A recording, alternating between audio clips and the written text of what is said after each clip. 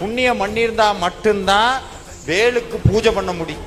வேலுக்கு பூஜை பண்ணினா தொட்டே பார்க்க முடியாது, அது சாதாரணம் கிடையாது.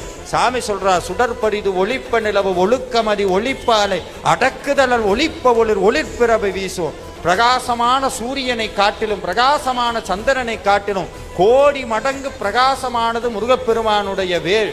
ஏன் அவ்வளவு பிரகாசம்னா, சாமி சிரிச்சுக்கிட்டே அருணகிரிநாதர் சொன்னாடே, எவெல்லாம் வேலை தொடர்ந்து பூஜை பண்றானோ அவனுக்கு ஒரு உண்மை புரியும், அவனுடைய வாழ்க்கையும் கோடி சூரியனை போல பிரகாசமாக மாறும்.